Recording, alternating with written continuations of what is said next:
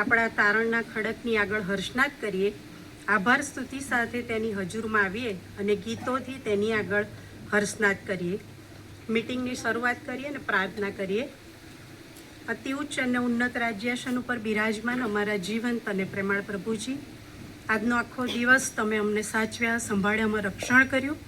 સાંજના સમયે પ્રભુ ખુલ્લા આકાશ નીચે આત્મિક જાગૃતિની મીટિંગના ભાગરૂપે જ્યારે અમે એકત્ર થયા છીએ ઈશ્વર પિતા, ત્યારે પ્રભુ અમે તમારી અદૃશ્ય હાજરી માંગીએ છીએ. હા પ્રભુ, અમે જે ગીતો ગાઈએ, સ્તુતિ આરાધના કરીએ, તમારા વચનો વાંચીએ, વચનોનું મનન કરીએ, એ સર્વ પર પ્રભુ તમારી આશીષ મોકલી આપજો. વચનની સેવા લાવનાર પ્રભુ, તમારા સેવકના મુખના શબ્દો પ્રભુ તમે બનજો. અને અમે તમારા બાળકો તરીકે કેવળ સાંભળનારા જ નહીં, પણ સાંભળીને અનુસરનારા તમારા બાળકો બનીએ એવી કૃપા માંગીએ છીએ. ફરીને પ્રભુ અમે સગળા અમારી જાતોને તમારા હાથમાં સોંપતા પ્રાર્થના સાંભળો, સ્વીકાર કરો બાપ. આમેન. સારું, ભજન સંગ્રહમાંથી ગીત ગાઈશું ને એમ વાઇફના જુવાનો આપણને ગીતમાં દોરવણી આપશે.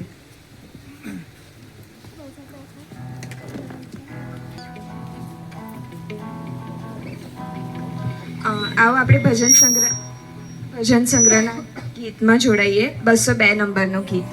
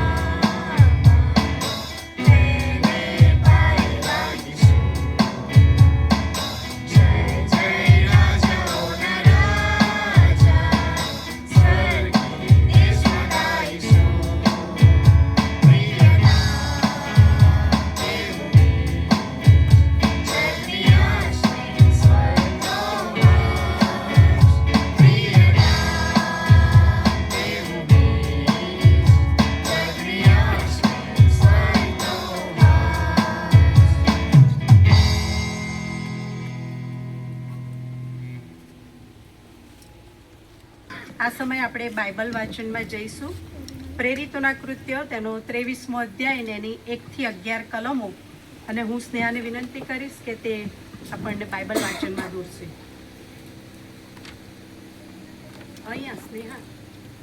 ન્યાય સભાની સામે એકી નજરે જોઈ રહીને કહ્યું, ભાઈઓ, હું આ દિન સુધી ઈશ્વરની સમક્ષ શુદ્ધ અંતઃકરણથી વૃત્યો છું. ત્યારે અન્યાયના પ્રમુખ યાજકે તેની પાસે ઊભા રહેનારાઓને તેના મોં ઉપર તમાચો મારવાની આજ્ઞા કરી. ત્યારે પાઉલે તેને કહ્યું, અરે દોડેલી ભીત, ઈશ્વર તને મારશે. તું નિયમશાસ્ત્ર પ્રમાણે તારો ન્યાય કરવા બેઠેલો છે, છતાં શું નિયમશાસ્ત્ર વિરુદ્ધ મને મારવાની આજ્ઞા કરે છે? ત્યારે પાસે આ ઊભો રહેલાઓને કહ્યું, શું તું ઈશ્વરના પ્રમુખ યાજકની નિંદા કરે છે? ત્યારે પાઉલે કહ્યું, ભાઈઓ, એ પ્રમુખ યાજક છે, તે હું જાણતો નહોતો. કેમ કે લખેલું છે કે તારા લોકોના અધિકારીનું તારે ભૂંડું બોલવું નહીં. પછી પાઉલે જોયું કે એક ભાગ સાદુકીઓને અને બીજા ફરોશીઓનો છે. ત્યારે તેણે સભામાં પોકારીને કહ્યું, ભાઈઓ, હું ફરોશી છું. મારા પૂર્વજો ફરોશી હતા અને ઇઝરાયેલની આશા તથા મુએલાઓના પુનરુત્થાન સંબંધી મારો ન્યાય કરવા આવે છે. તેણે તેમ કહ્યું. ત્યારે ફરોશીઓ તથા સાદુકીઓની વચ્ચે તકરાર ઊભી થઈ અને સભામાં પક્ષ પડ્યા. કેમ કે સાદુકીઓ માને છે પુનરુત્થાન નથી અને દૂત અથવા આત્મા પણ નથી, પણ ફરોશીઓ એ બંને વાત માન્યા કરે છે. ત્યારે મોટી હોહા થઈ રહી અને ફરોશીઓ તથા પક્ષના કેટલાક શાસ્ત્રીઓ ઊભાને રકઝક કરીને કહેવા લાગ્યા, અમને આ માણસમાં કંઈ અપરાધ માલુમ પડતો નથી અને કદાચ તે આત્માએ અથવા દૂતે તેને કહ્યું હોય તો તેથી શું તકરાર વધી પડી. ત્યારે તેઓ પાઉલ તથા કકડા કરી એવા ભય લાગવાથી સરદારે સિપાહીઓને આજ્ઞા કરી કે જઈને જબરજસ્તીથી તેઓ મધ્યે ખેંચી લાવી કિલ્લામાં લઈ જાઓ. તે જ રાત્રે પ્રભુએ તેઓની પાસે ઊભા રહીને કહ્યું, હિંમત રાખ, કેમ કે જેમ મારે વિશે તે યરૂશાલેમમાં સાક્ષી આપી છે તેમ તારે રોમમાં પણ સાક્ષી આપવી પડશે. પ્રભુ તેના વાંચેલા વચનો આશીર્વાદિત કરે. સારું, આ સમયે વિશેષ પ્રાર્થનામાં જઈશું. હું શારમીને વિનંતી કરીશ કે તે આપણને પ્રાર્થનામાં દોરશે.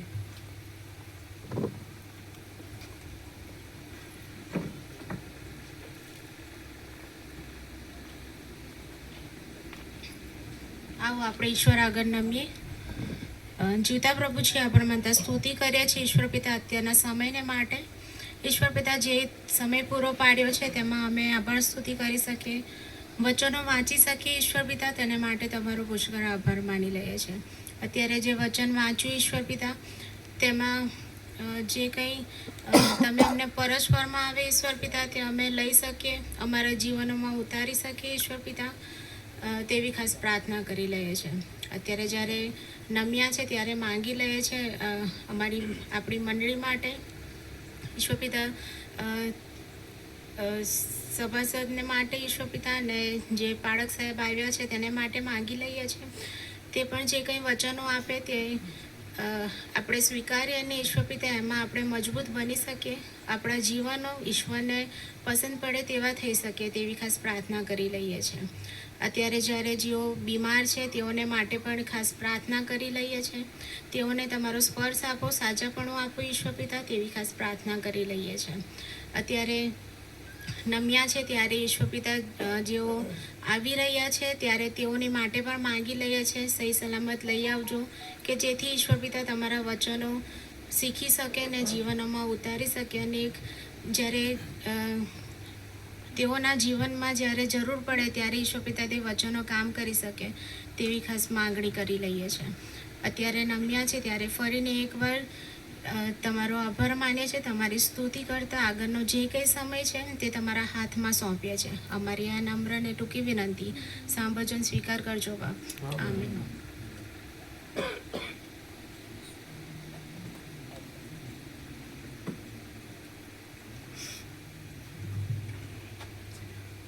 સારું, આ સમયે આવકારનો છે. ત્યારે અથર્સુ નેમ વાઇફના જુવાનો આપણને સ્તુતિ આરાધનામાં દોરશે.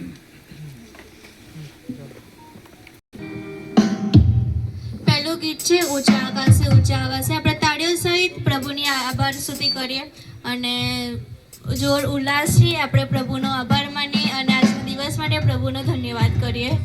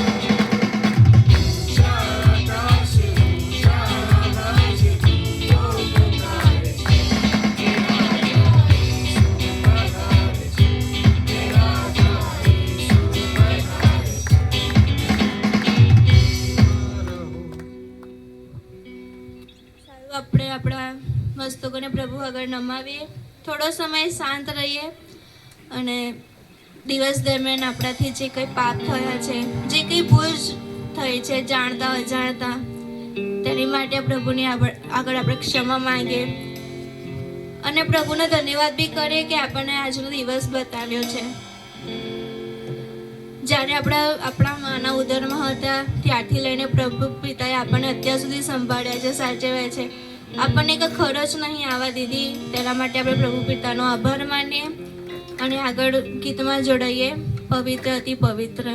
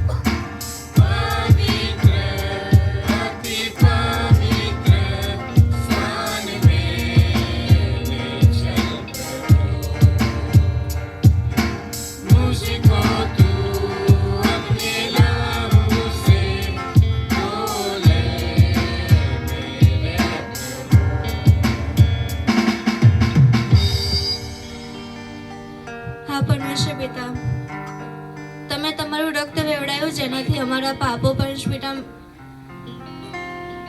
ભૂસાઈ ગયા છે. પરમેશ્વર પિતા અમે તમારું એક કિંમતી રક્તનો પરમેશ્વર પિતા અમે વેલ્યુ નથી કરી રહ્યા.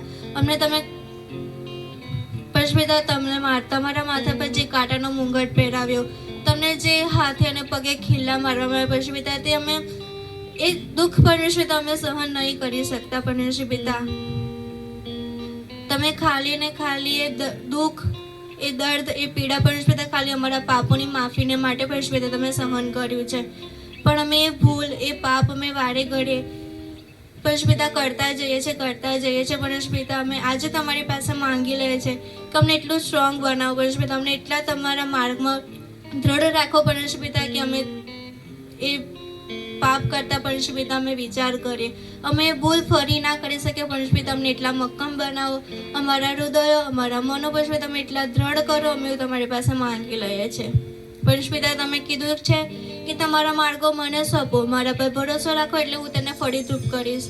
પરમેશ્વર પિતા આજે અમે અમારા માર્ગો, અમારા ગોલ પરમેશ્વર પિતા સર્વ તમને સોંપવા માંગીએ છીએ તમે તેના પર કાન ધરો પરમપિતા, અમારી સહાય અને મદદ કરો પરમેશ્વર કે અમે તે માર્ગોમાં અમે તમારું નામ ઊંચું મનાવતા ચાલી શકીએ એવું તમારી પાસે માંગી લઈએ છીએ પરમપિતા. અમે તમારી સહાય અને મદદ માંગીએ છીએ કે અમને અમારું આવનારું જીવન પરમપિતા તે અમે તમારા જ આભાર સુધી કરતા અમે પરમપિતા કરી શકીએ એવું તમારી પાસે માંગી લઈએ છીએ પરમપિતા. તમે અમને અત્યારે આગળ એકત્રિત કર્યા છે તે માટે અમે તમારો આભાર માનીએ છીએ પરમપિતા. તમારા સેવકને અમે તમારા હાથમાં સોંપીએ છીએ. તેમના મુખમાંથી નીકળેલા શબ્દો પરમપિતા તે તમારી વાણી અમને અમારા કાન સુધી પરમપિતા પહોંચાડી એવું તમારી પાસે માંગી લઈએ છીએ. અમે આગળ ખાલી હાથે આવ્યા હતા પણ એથી પાછા અમે ખાલી હાથે ના જઈએ એવું તમારી પાસે માંગી લઈએ છીએ.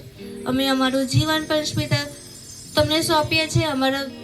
અમારી જે કંઈ ભૂલચૂક છે, અમારા જે કંઈ પાપ છે પરમપિતા તેને અમે અત્યારે તમારી પાસે ક્ષમા માંગી લઈએ છીએ. અમને માફ કરો અને અમને તમારા જ માર્ગમાં આગળ વધારતા જાઓ એવું તમારી પાસે માંગીએ છીએ. જે કંઈ માંગીએ પરમપિતા તમારા નામમાં માંગ્યું છે. આમેન.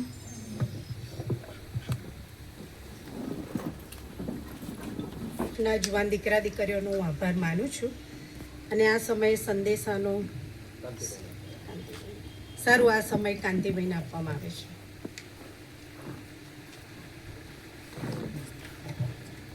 સારું, ઈશ્વર પિતાનો પુષ્કળ આભાર માનીએ છીએ. ગઈકાલે 21મી મિટિંગ હતી, આજે આ 22મી મિટિંગ છે ભાતૃભાવ 1ની અંદર. આત્મિક જાગૃતિની મિટિંગો ચાલી રહી છે. હવે ઘણી બધી ઓછી મિટિંગો બાકી છે, પરંતુ પાછળની જે બધી મિટિંગો ગઈ એ બહુ જ સુંદર ગઈ છે અને બહુ સારી ગઈ છે. લોકોને ઘણો બધો લાભ થયો છે. આત્મિક રીતે લોકો ઘણા બધા લાભ મેળવી શક્યા છે. આજે અહીં આગળ આ મિટિંગ છે અને કારભારી અર્જિતાબેન લીડિંગ કરી રહ્યા છે. ઘણું સારું લીડિંગ કરી રહ્યા છે.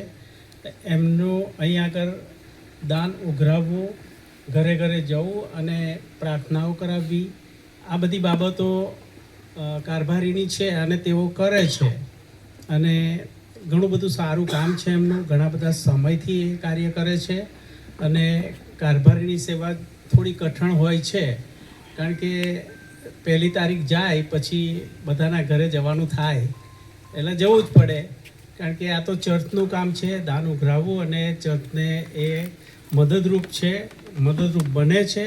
એના માટે એમનો અને પ્રભુનો પણ આપણે આભાર માનીએ છીએ. અહીં આગળ બધાનું સન્માન કર્યું તો એમનું પણ સન્માન થવું જોઈએ અને એમની પણ કદર થવી જોઈએ, કારણ કે કામ કઠણ હોય છે પણ એ કામની કદર આપણે કરીએ છીએ અને ચર્ચ તરીકે એમને પણ આ પેન આપીને એમનું સન્માન કરવામાં આવશે. અને હું સાહેબને વિનંતી કરીશ, રેવરન્ડ નગીન ચૌહાણ સાહેબને, તેઓ તેમનું સન્માન કરશે. સારું, આપણે પ્રભુનો બહુ જ આભાર માનીએ છીએ શ્રીમતી અર્જિતાબેન માટે કે આપણે ભાતૃભાવ 1માં તેઓ કારભારી તરીકે સેવા આપે છે અને તમે બધાએ એમનો અમારા પ્રતિનિધિ તરીકે એમનો આવકાર કર્યો. દર મહિને તમારા ઘરની મુલાકાત લે છે, તમે આવકારો છો અને શ્રેષ્ઠમાં શ્રેષ્ઠ ઉત્તમમાં ઉત્તમ ચર્ચની વ્યવસ્થા સચવાય, બાળકીય પોષણ થાય, એને મદદરૂપ થવાય ને આપણા એન્ટાયર ચર્ચની જે મિલકતો છે એનો પણ સુવ્યવસ્થિત રીતે મેન્ટેનન્સ થઈ શકે એ ધ્યેય ભાવ સાથે આપના અર્પણો આપ ચર્ચમાં અર્પો છો અને અર્જિતાબેન મારફતે ચર્ચમાં ટ્રેઝરીમાં જમા થાય છે અને એ ઉત્તમ સેવાઓ તમે કરી છે. ત્યારે અમે બંને બાળકો, નાણાં સમિતિ અને પાસ્ટેટ કમિટી તરફથી અમે બેનનું અભિવાદન કરીએ છીએ, સ્વાગત કરીએ છીએ અને આ એક નાની ભેટ આપીને એમની સેવાની કદર કરતા તેઓ પ્રેમથી સ્વીકારશે, એમને સન્માનીએ છીએ. God bless.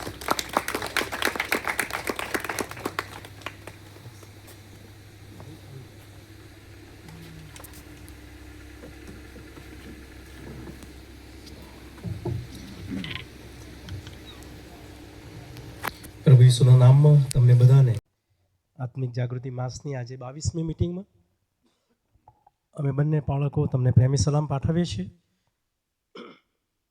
અત્યાર સુધીની બધી મિટિંગોમાં પ્રભુની હાજરી, આપણો ત્રિએક પ્રભુ એટલે ઈશ્વર પિતા, પુત્ર, પવિત્ર આત્માની હાજરી દ્વારા મિટિંગો આશીર્વાદિત થઈ.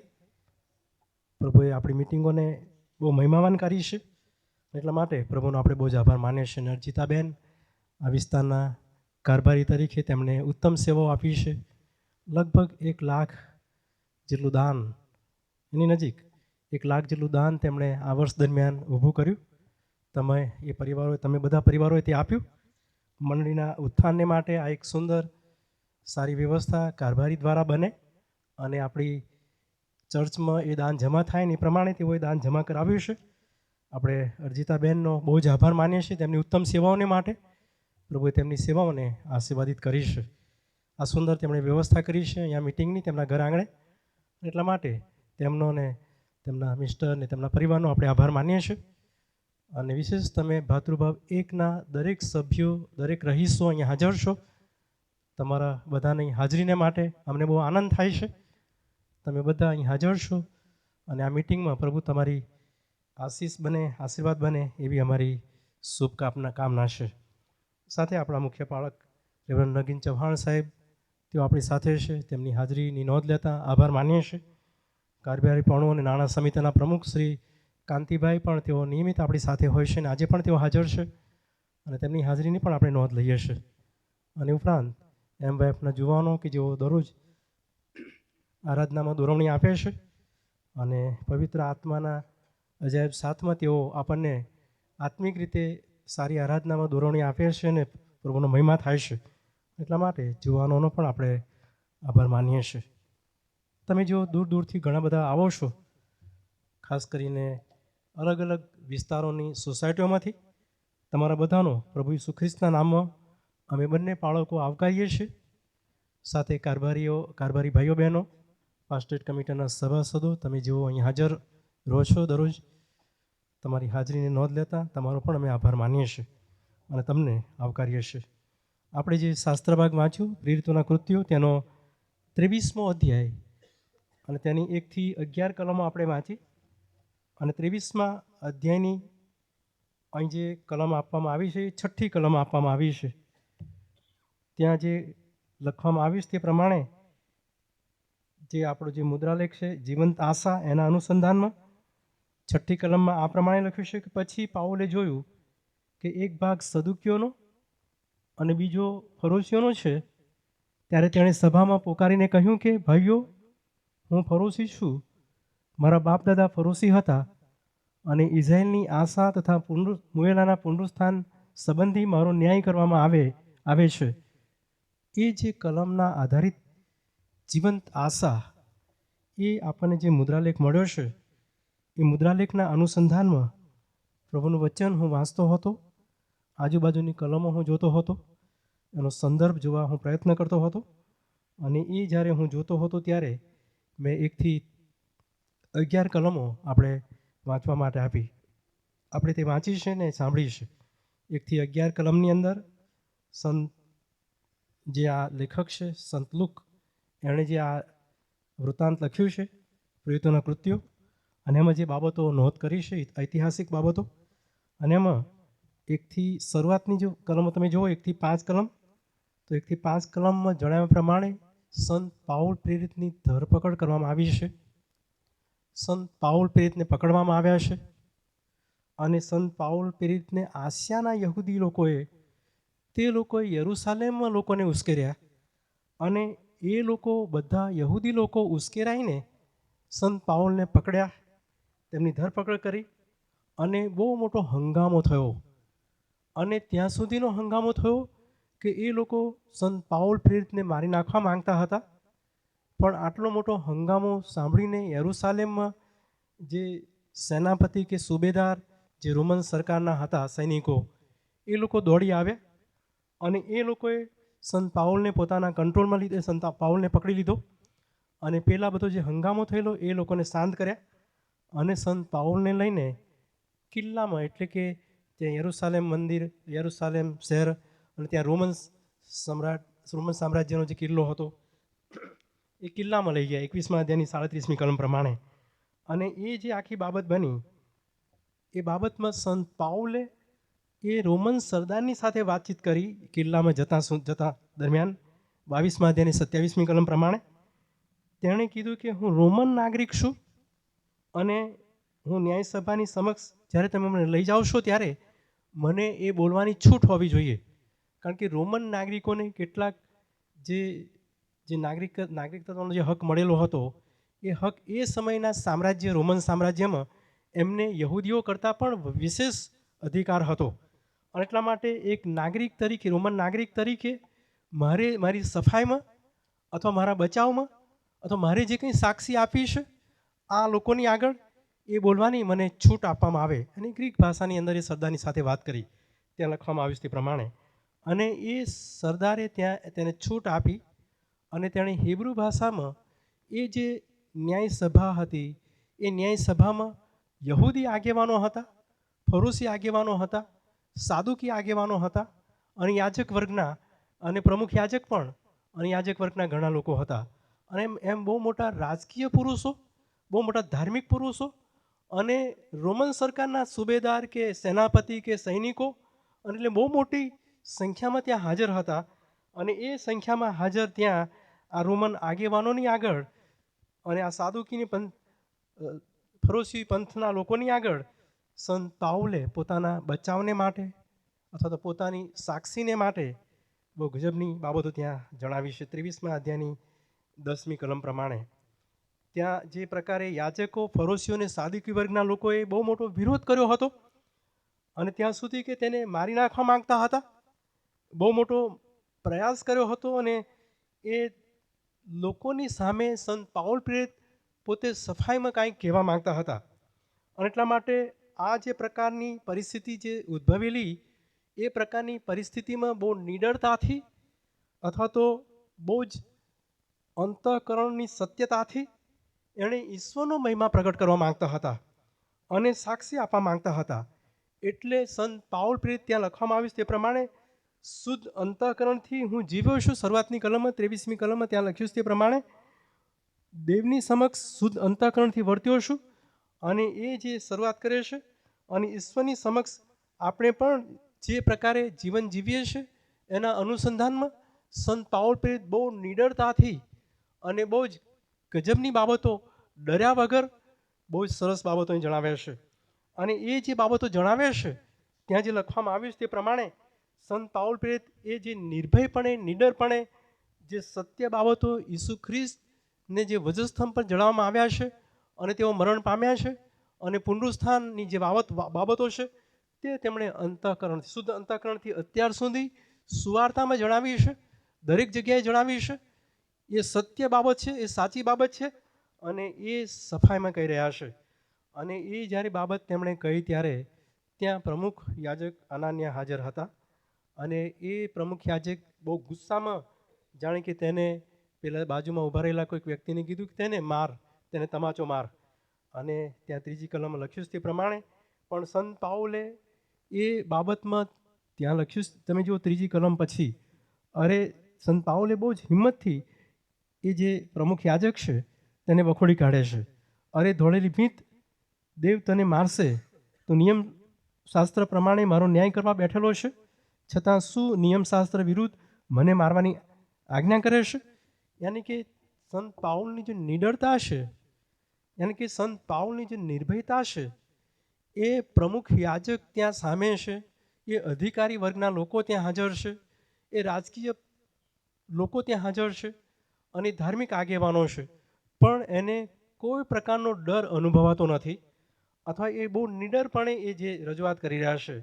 અને એ જે નિડરપણે જે રજૂઆત કરે છે ત્યારે એ પોતે જ્યારે એને સમજ પડે છે કે આ પ્રમુખ યાજક છે ત્યારે એણે તરત જ પોતાના શબ્દો પાછા ખેંચી લીધા છે અને તેણે ભૂલ તરત જ સુધારી દીધી છે અને એ ભૂલને સ્વીકારી લીધી છે.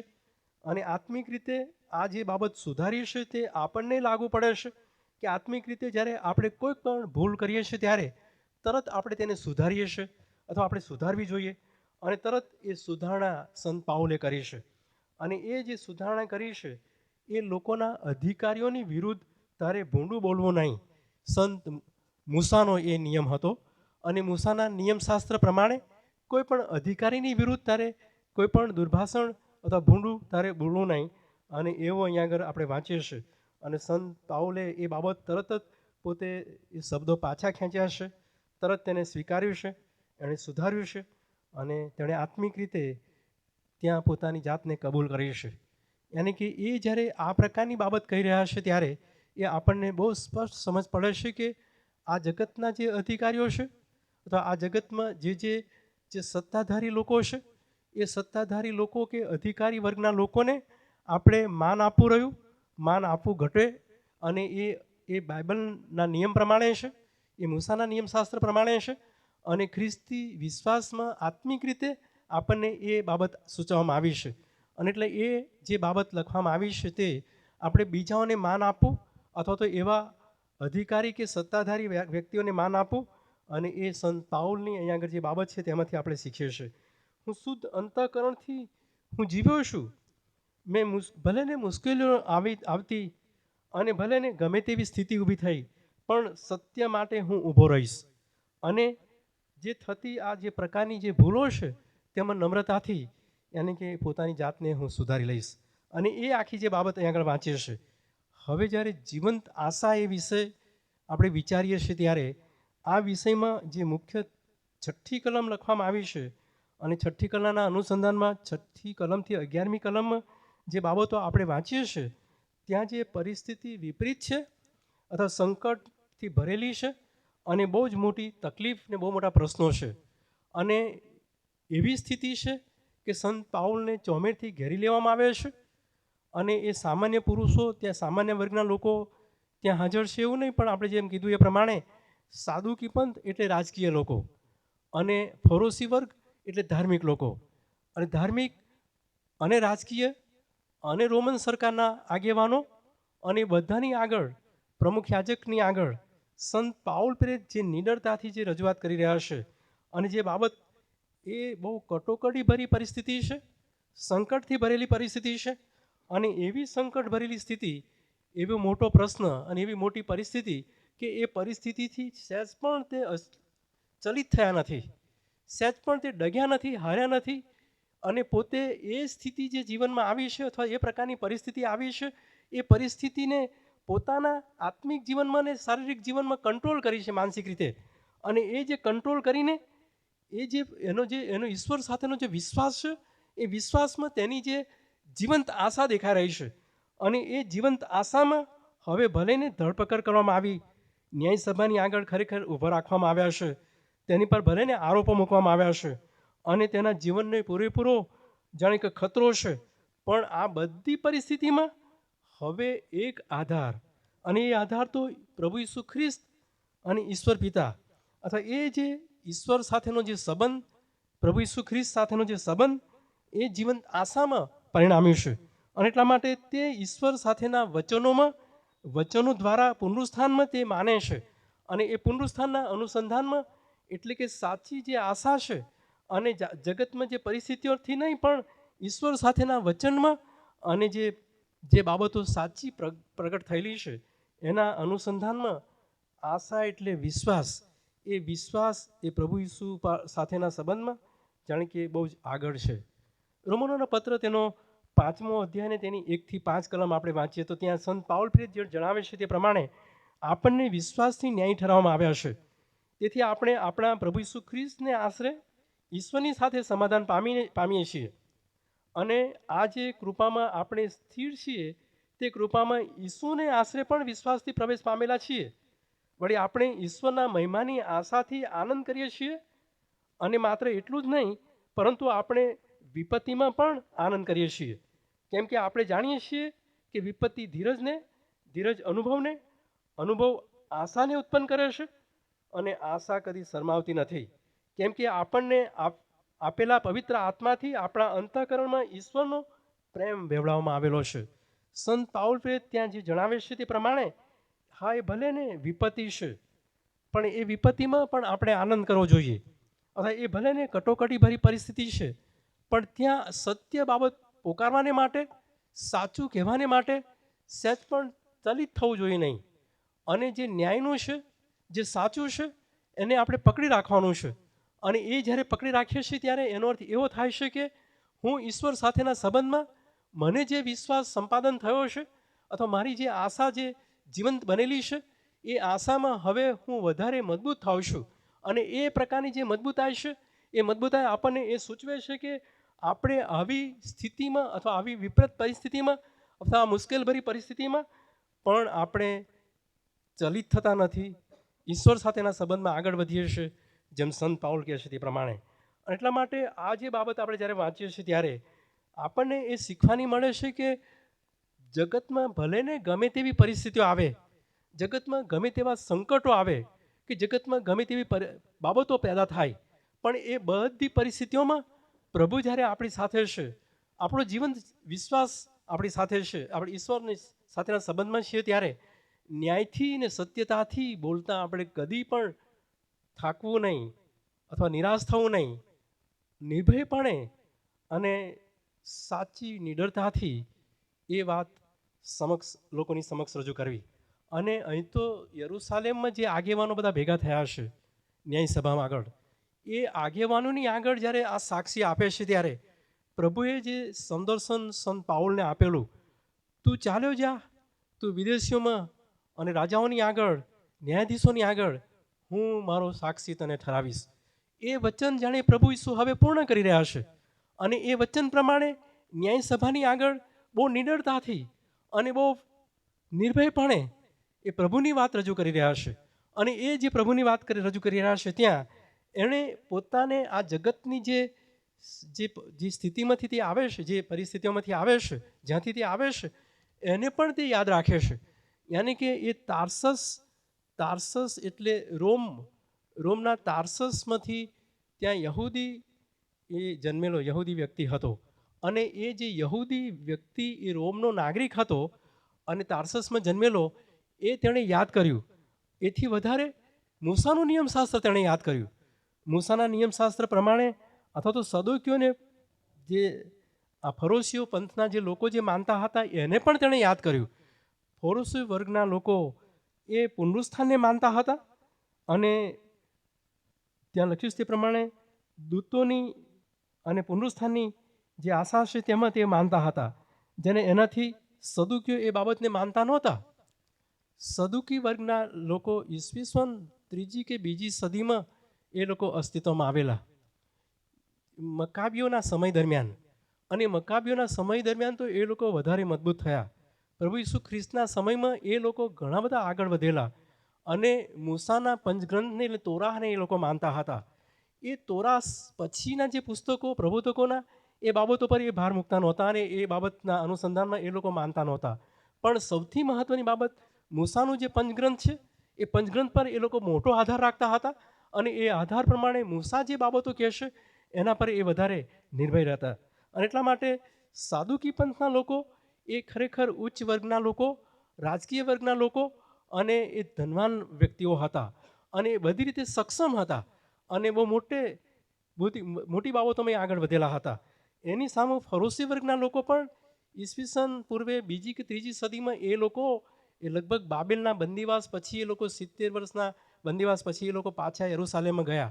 અને યરુસાલેમમાં ગયા પછી જે આખી ચળવળો શરૂ થઈ અને જે ચળવળો શરૂ થઈ એમાં ફરોશી પંથના ધાર્મિક લોકો આગળ આવવા લાગ્યા અને એટલા બધા ધાર્મિક આગળ વધવા લાગ્યા.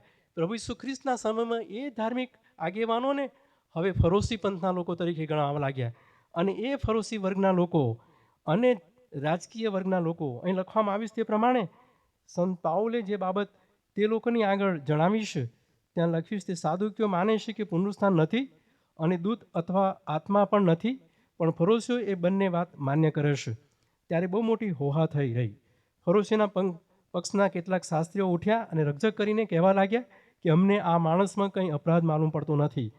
અને આવી પરિસ્થિતિમાં, યાની કે બહુ જ કપરી ને બહુ જ વિપરીત પરિસ્થિતિ અને બહુ જ ભયાનક માહોલ, અને ભયાનક માહોલની વચ્ચે સંત પાઉલ એ ન્યાય સભાના એ પગથિયા આગળ ઊભો રહીને હિબ્રુ ભાષામાં જોર જોરથી એ બોલી રહ્યો હતો. અને એણે જે રજૂઆત કરી એ ફરોશીને સાદુક પંથના લોકો ત્યાં બેઠેલા હતા. એ લોકો, હું ફરોશી છું, મારા વડવાઓ, મારા બાપ દાદાઓ ફરોશી હતા, એ જે રજૂઆત કરી અને પુનરુત્થાનને હું માનું છું. અને એ જ્યારે રજૂઆત પછી પેલા લોકોની અંદરો અંદર રકઝક શરૂ થઈ, વાદ વિવાદ શરૂ થયો. અને વાદ વિવાદ એટલો બધો ત્યાં વધ્યો છે કે એ એટલી બધી ગળમથલ, ત્યાં એટલો બધો મોટો તોફાન કે એટલો મોટો પ્રશ્ન પેદા થયો છે કે પેલા સરદારો પાઉલને લઈને ત્યાંથી આગળ ચાલ્યા. યાની કે ત્યાં લખ્યું છે આગળની કલમોમાં કે એટલી પરિસ્થિતિ એવી બની કે એ લોકોએ એક સમ કરીને જાણે કે પાઉલને મારી નાખવા માંગતા હતા, પણ રોમન નાગરિક હોવાના નાતે રોમન સૈનિકો અને રોમન સરદારો અને ત્યાં જે હાજર હતા એ લોકોએ તેમને બચાવી લીધા અને અહીં જે બાબત બની છે એ બાબતથી હું શીખ્યો કે સંત પાઉલ આવી પરિસ્થિતિમાં બહુ જીવંત આશામાં વિપરીત કટોકટીમાં પણ દેવે તેનું કાર્ય કર્યું, પ્રભુએ તેનું કાર્ય કર્યું. અને એ કાર્ય કેવી રીતે કે પેલા લોકોને અંદરો અંદર વાદ વિવાદમાં નાખવામાં આવ્યા અને સંત પાઉલને જાણે પવિત્ર આત્માએ જે સમજ આપી અને સંત પાઉલ જે પ્રકારે બોલ્યા અને જે પ્રકારે ત્યાં અચાનક એ પ્રમાણે બોલ્યા અને એ પ્રમાણે જે આખી પરિસ્થિતિ બની અને એ રીતે સંત પાઉલને ત્યાં બચાવવામાં આવ્યા છે, ત્યાંથી લઈ જવામાં આવ્યા છે. પણ હું તમને કહીશ કે પ્રભુ યહોવા દેવ અથવા ઈશ્વર પિતા અથવા પ્રભુ ઈસુ ખ્રિસ્ત આપણે ત્રિએક ઈશ્વરમાં માનીએ છીએ. એ ત્રિએક ઈશ્વર એ ગમે તેવી પરિસ્થિતિઓ, ગમે તેવા સંજોગોમાં આપણો બચાવ કરે છે. સત્ય અને ન્યાયના પક્ષમાં રહીએ છીએ ત્યારે જ્યારે આપણે સત્ય રજૂઆત કરીએ છીએ શુદ્ધ અંતઃકરણથી, ત્યારે પ્રભુ આપણી સાથે રહીને આપણને પવિત્ર આત્મા દ્વારા બોલાવે છે, જેમ સંત પાઉલને બોલાવવામાં આવ્યો. એટલે હું કહીશ કે મુશ્કેલીઓનો ઉપયોગ પ્રભુ કરે છે. એટલે કટોકટી કે વિપરીત પરિસ્થિતિઓને પણ પ્રભુ તેના વળાંક એની પરિસ્થિતિને વાળે છે અને એ એવી સ્થિતિમાં પણ તેના લોકોને બચાવવાને માટે એ સ્થિતિનો ઉપયોગ કરે છે. એટલે કે એવી સ્થિતિમાં સંત પાઉલ બચી શકે એવી હાલત નહોતી, પણ પ્રભુએ તેને ત્યાં બચાવી લીધો. અને એ જે આખી પરિસ્થિતિ બની એ તેના જીવનમાં રહેલા જીવંત વિશ્વાસ, જીવંત આશાને લીધે બની. એ જે પુનરુત્થાનમાં માને, એ જે વિશ્વાસ ઈસુ ખ્રિસ્ત પર જે કરતો હતો અથવા એની જે આશા હતી, એ આશાના કારણે એ ઈશ્વર સાથેના સંબંધમાં ન્યાય, સત્ય, નિડરતાથી અને નિર્ભયપણે દેવની વાત કહેવામાં કોઈ ખચખચાટ નહીં, દેવની વાત રજૂ કરવાને માટે સંપૂર્ણ સત્ય અને શુદ્ધતાથી સુવાર્તા આપવાને માટે તેણે આ બીડું ઝડપી લીધું. એવી સ્થિતિમાં એને સામે જે વિપરીત પરિસ્થિતિઓ હતી એને કાંઈ પડી નહોતી. એને લોકો મારી નાખવા માંગતા હતા, ચોમેરથી એ ઘેરાઈ ગયેલો હતો, એને એ સહેજ પણ બીક નહોતી. એની આજુબાજુ જે પરિસ્થિતિઓ વળાંક લઈ રહી હતી એની પણ એને કાંઈ પડી નહોતી. એને પકડવામાં આવ્યો હતો, એની પર બહુ મોટા આરોપો મૂકવામાં આવેલા હતા, એ આરોપોની એને ચિંતા નહોતી. એની ધરપકડ કરીને તેને આગળ લઈ જવામાં આવે છે એની પણ એને ચિંતા નથી. એને જે સ્થિતિમાંથી પસાર થઈ રહેલો હતો એ પરિસ્થિતિ એ ઈશ્વરના કંટ્રોલમાં હતી, ઈશ્વર સાથેના સંબંધમાં હતી, એના જીવંત આશામાં હતી, એના વિશ્વાસ પર એ નિર્ભર હતી અને એ વિશ્વાસમાં તે આગળ વધતો હતો અને એટલા માટે સત્યતાથી તે રજૂ કરતો હતો. ગઈકાલે નગીન સાહેબે પેલું અકબર ને બિરબલનું ઉદાહરણ આપેલું એક વાર્તા કહેલી અને એ અકબરનો અંગૂઠો કંઈ કપાઈ ગયો અને બિરબલને કહેવામાં આવ્યું કે પ્રભુએ જે કર્યું તે સારું કર્યું. અને એ બહુ ગુસ્સે થયેલો અકબર અને પછી જ્યારે જંગલમાં રાજા એકલો પડી ગયો અને પેલા આદિવાસી લોકોએ તેને ઘેરી લીધો અને પકડી લીધો અને પકડી લીધા પછી હવે તે લોકો તેમના દેવદેવોની આગળ, વેદી આગળ રાજાનું બલિદાન આપવા માટે લઈ જતા હતા. પણ કોઈકને જોયું કે આમનો અંગૂઠો કપાઈ ગયેલો છે, એટલે અંગૂઠો કપાઈ ગયેલો જોવાથી પેલા જે આદિવાસી લોકો હતા તેમણે કીધું કે ભાઈ આ તો ખોળખાપણ વગર વાળો માણસ છે, આ આપણા વેદી આગળ, દેવની વેદી આગળ ચાલે નહીં. એટલા માટે રાજાને માનભેર છોડી દેવામાં આવ્યો. ત્યારે રાજાને સમજ પડી કે જે કંઈ પ્રભુ કરે છે સારું જ કરે છે અને આગળ તેના લોકોને માટે પણ જે પ્રભુ કરે છે સારું જ કરે છે. ભલે ચોમેરથી વિરોધો ઉત્પન્ન થતા, ભલે મુશ્કેલીઓ ભયાનક વિકરાળ સ્વરૂપ ધારણ કરતા અથવા એથી વધારે મોટા મોટા આરોપો આપણી પર મૂકવામાં આવતા અથવા એનાથી વધારે કે આપણે એવી સંકટ કે મુશ્કેલભરી પરિસ્થિતિઓમાં આવીએ, પણ જે ઈશ્વર સાથેની સંબંધ, ઈશ્વર સાથેનો જે આશા, વિશ્વાસ, એમાં આપણે સત્યતાથી જ્યારે આ પોકારીએ છીએ ત્યારે પ્રભુ આપણી સાથે હશે અને પ્રભુ આપણી પડખે રહેશે, જેમ સંત પાઉલની સાથે રહ્યા. અને એટલા માટે ત્યાં લખવામાં આવ્યું તે પ્રમાણે સંત પાઉલને એ સ્થિતિમાંથી બચાવી લેવામાં આવ્યા. અને આપણે આગળના અધ્યાયમાં વાંચીએ તેને ફેલિક્સ જે ગવર્નર હતો ત્યાંનો, ત્યાર પછી જે યરુસાલેમથી આગળ જે ગવર્નર જે પિલાતની જગ્યાએ એ ગવર્નરની પાસે તેને લઈ જવામાં આવ્યો. એ પછી ત્યાં પેલા અગ્રિપા રાજાની પાસે લઈ જવામાં આવ્યો. એ લોકોએ પણ તપાસ કરી, એ લોકોને પણ તેનામાં કોઈ અન્યાય માલુમ પડ્યો નહીં અને એ કાયસર મને દાદ આપે, ન્યાય આપે અને એટલા માટે છેક રોમ સુધી પહોંચ્યો. અને 11મી કલમમાં લખવામાં આવ્યું તે પ્રમાણે તે જ રાત્રે પ્રભુએ તેની પાસે ઊભા રહીને કહ્યું કે હિંમત રાખ, કેમ કે જેમ મારી વિશે તે યરુસાલેમમાં સાક્ષી આપી છે તેમ તારે રોમમાં પણ સાક્ષી આપવી પડશે. યરૂશાલેમમાં આ લોકોની આગળ ત્યાં સાક્ષી આપી છે, એવી આખા જે સામ્રાજ્ય, રોમ સામ્રાજ્યના સમ્રાટ અથવા ત્યાં અધિકારીઓની અથવા એ જે કાયસાર છે, કાયસારની આગળ પણ તારે મારી સાક્ષી આપવાની છે. અને એટલા માટે સંત પાઉલને આ પરિસ્થિતિમાંથી બચાવી લેવામાં આવ્યા. પણ એ જે પ્રકારે બચાવ કરવામાં આવ્યો છે ઈશ્વર દ્વારા, પ્રભુ દ્વારા, એ બચાવ એ સંત પાઉલનો જીવંત વિશ્વાસ ને જીવંત આશા હતી. એ જે જીવંત આશા એને આ જગતના જે પ્રશ્નો કે પરિસ્થિતિઓ એને કાંઈ કશી અસર કરતી નથી અને એને કાંઈ કશી પડી પણ નથી. અથવા એનું શું થશે, મને મારી નાખવામાં આવશે કે મને જીવતો રાખવામાં આવશે કે મને નુકસાન કરવામાં આવશે કે મને ઘાયલ કરવામાં આવશે, એની કશી તેને કાંઈ અસર થતી નથી. એ જે પરિસ્થિતિની સામે એક અડગ મનથી, નિર્ભયપણે, નિડરતાથી તે ઊભો છે. કેમ? કારણ કે પવિત્ર આત્મા તેને બળ આપે છે. ઈસુ ખ્રિસ્ત પર તેની બહુ મોટી આશા છે અને એ આશા જીવંત છે. એનો જે વિશ્વાસ છે એ અગુડગુ થયેલો વિશ્વાસ નથી, ગમે તેવો વિશ્વાસ નથી, બહુ મજબૂત વિશ્વાસ છે. એની જે આશા છે પરિપક્વ થયેલી છે અને એટલા માટે જગતની સ્થિતિ, પરિસ્થિતિઓ તેને ડરાવી શકતી નથી, હરાવી શકતી નથી, નિરાશ કરી શકતી નથી. અને હું તમને કહીશ કે આપણા જીવનમાં પણ આવી સ્થિતિઓ આવે છે. આવી સ્થિતિઓમાંથી આપણે પસાર થવાનું છે, રોજે રોજ પસાર થવાનું છે. દરેક પ્રકારની પરિસ્થિતિઓ, દરેક પ્રકારના પ્રશ્નો, દરેક પ્રકારની સંકટો, અને એ સ્થિતિમાંથી આપણે જ્યારે પસાર થઈએ છીએ ત્યારે જો ઈશ્વર સાથેના સંબંધમાં, ઈસુ ખ્રિસ્તની સાથે આપણે ચાલીએ છીએ ત્યારે એ જે જીવંત આશા એ આપણા જીવનને વધારે મજબૂત કરે છે. ને એ સ્થિતિમાં, એ પરિસ્થિતિઓથી પર આપણે નિડરતાથી, નિર્ભયતાથી, સત્યતાથી, શુદ્ધ અંતઃકરણથી પ્રભુની વાતો અને સાક્ષી એવા પ્રકારના લોકોની આગળ પ્રગટ કરી શકીએ કે જે લોકો ખરેખર આપણને આરોપ મૂકીને, સપડાવીને, પકડાવીને છેક અદાલતમાં લઈ જવા માંગે છે, જ્યાં કંઈ એવા સમયે પણ પ્રભુ આપણી સાથે હોય છે. જેમ સંત પાઉલની સાથે છે તેમ પ્રભુ આપણો બચાવ કરે છે, જેમ સંત પાઉલને કર્યો તેમ. અને પ્રભુ એના માટે, એટલે કે એના જીવનને માટે આગળનું જે બાબત છે તેને અહીં 11મી કલમમાં લખ્યું છે, જેમ તે અહીંયા મારી સાક્ષી આપી છે તેમ રોમમાં પણ તારે સાક્ષી આપવાની છે. અને આગળ તેને તૈયાર કરીને લઈ જાય છે. અને એ આપણે જાણીએ છીએ કે રોમની મુસાફરી કરી સંત પાઉલે. બહુ જ અઘરી, બહુ મુશ્કેલ દરિયામાંથી પસાર થઈને રોમમાં ગયા. અને એ રોમમાં એ મુસાફરી છેલ્લી 3 મિશનરી મુસાફરીઓ પછી, અને એ બધી પરિસ્થિતિમાંથી સંત પાઉલ પસાર થયા.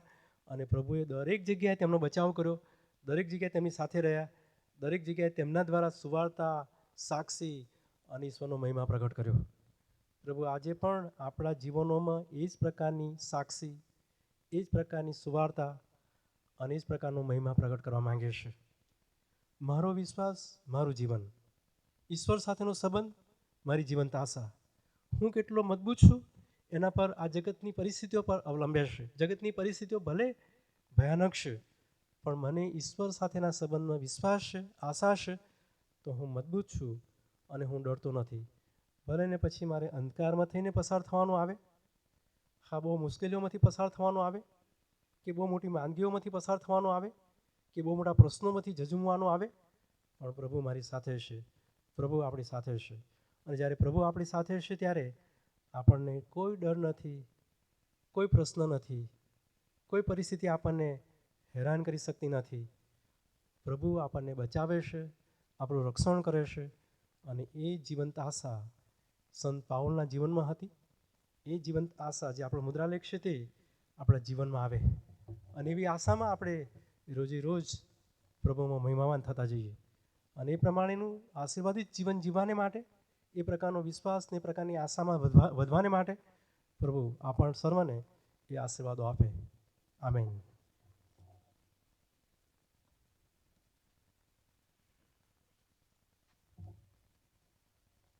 સારો ઉત્તેજનદાયક સંદેશાને માટે રેવરન્ડ ડેવિડ ખ્રિસ્તી સાહેબનો હું આભાર માનું છું. આ સમયે આપણે હવે પ્રાર્થનામાં જઈશું અને રેવરન્ડ નગીન ચૌહાણ સાહેબ છેલ્લી પ્રાર્થનામાં દોરશે. ત્યારબાદ પ્રભુએ શીખવેલી પ્રાર્થના બોલીશું અને આશીર્વચન ઉચ્ચારવામાં આવશે.